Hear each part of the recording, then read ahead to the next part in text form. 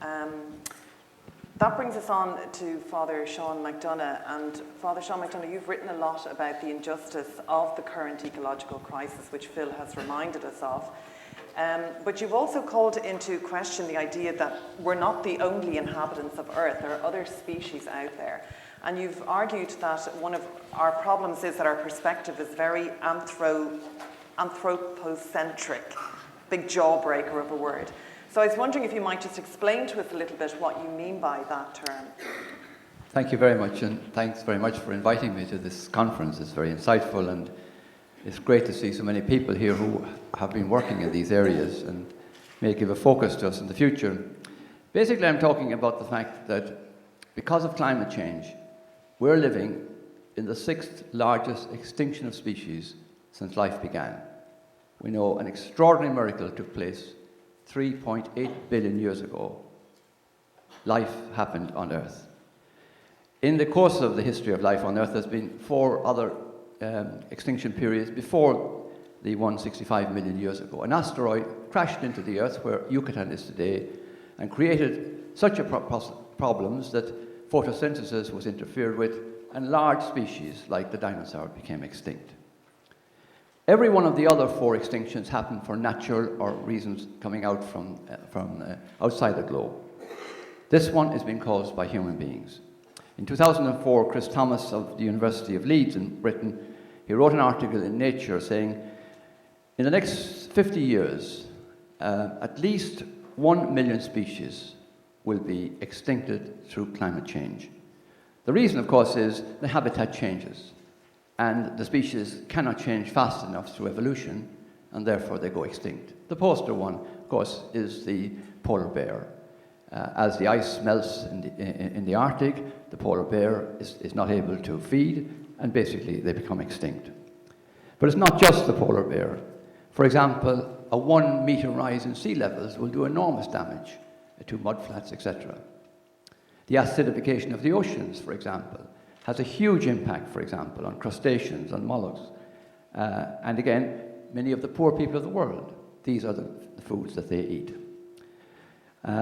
Myself, I came to understand the ecological issue because I lived in a rainforest. A 4-degree rise in temperature would turn the Amazon, with its extraordinary rich species, into a savanna land in about 100 years. That's an extraordinary change. What about bird life? Probably 1/3 of the birds of the world are facing extinction. In some places, it's up to 90%, particularly with birds, migratory birds. The fish of the world are also. We cannot take it for granted that that extraordinary image of Ireland, the salmon of the Boyne, that the salmon will continue to come back to our rivers when they're feeding, and the sand eels have moved up 100 or 200 miles up north from us. So, the melting of the glaciers on the Himalayas will have an enormous, devastating impact on all of Southeast Asia and even on China, because the Yangtze River comes from there. Think about turning that into a wadi, all of those rivers, in a period of 50 years. So I don't need to continue. A lot of the stuff is in a book I wrote a few years ago, The Debt of Life, The Horror of Extinction. It's an enormous change. If I brought you and we flew across to China in the year 800, and I put you down in Xi'an, the capital of the Tang Dynasty, you would say, I don't know where I am, and I don't know what to do. The change that's taking place now is a magnitude, a geological order of magnitude. People are now using, since the end of the Ice Age, the Holocene period was very, very important because temperatures and climate were stable. As we heard time and time again from the speakers this morning, you can't have agriculture if you don't know when to plant and you don't know when to reap. So we're moving from this Holocene into the Anthropocene. Anthropos is the Greek word for human.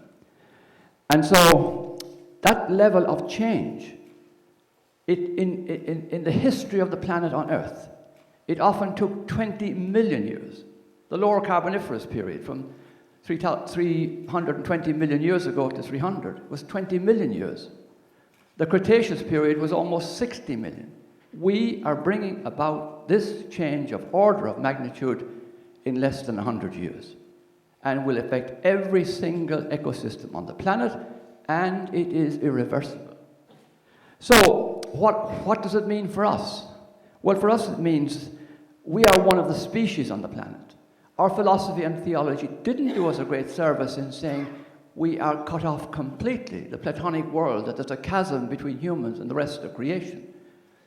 Biology tells us very richly in the last 150 years, we're part of creation. We share 72% common DNA with mice and rats. We're part of everything. We don't have chlorophyll in our ears. We can't take the energy from the sun, like green matter, and transform it into energy to eat. So we depend on the planet for our food. And if we're losing 1/6 of the food sources, we depend on the planet for our medicine. The great biologist Edward Wilson of Harvard is basically, there's a race on, and I saw it in Lake Cebu where I lived, between scientists trying to find out what the structures of these plants are, or other creatures, and them becoming extinct. So in a sense, we're doing enormous damage to ourselves. But it's not just that. My great teacher, Thomas Berry, used to say to me, if you lived on the moon, your imagination would be as dry as the moon. There'd be no world of enrichment. Our imaginations are so enriched because of the beauty of the world around us. So if the world around us huge segments become extinct, that will be extraordinarily destructive for human creativity, which is absolutely necessary at a time like this. But it even gets worse. This kind of extinction actually compromises our ability to know and experience God. And who do I have behind me on that claim? It's a man called Thomas Aquinas.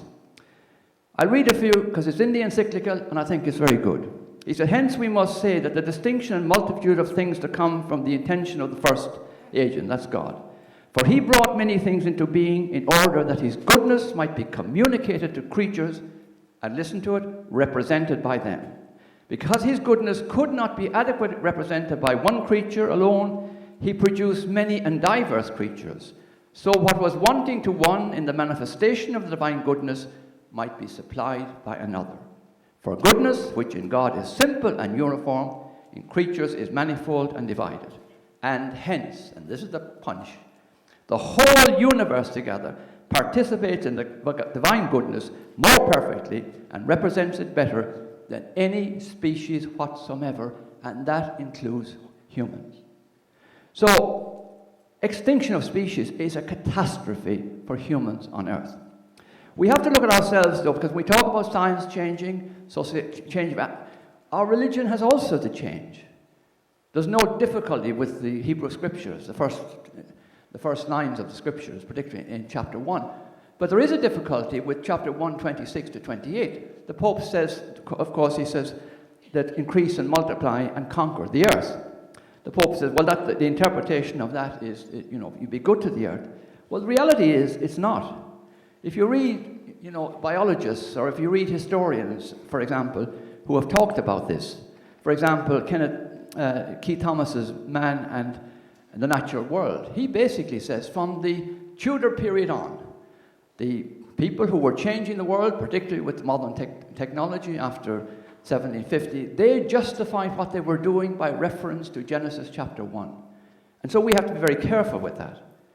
And then we come back to this is a very quick few minutes. Yeah, you've only 1 minute left. Yeah. If I've only 1 minute, I'll go to my theologian of creation, and he's a good man. Green, blue, yellow and red. God is down in the swamps and marshes, sensational as April and almost incredible, the flowering of our catharsis. A humble scene in a backward place where no one important ever looked.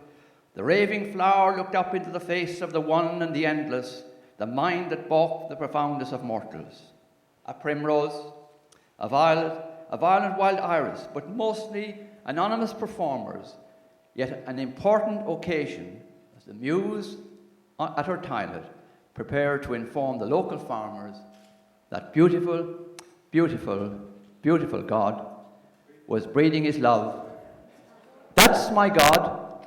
That's the God I engage. And anyone who asks me to engage with another God, I am a profound atheist. Thank you.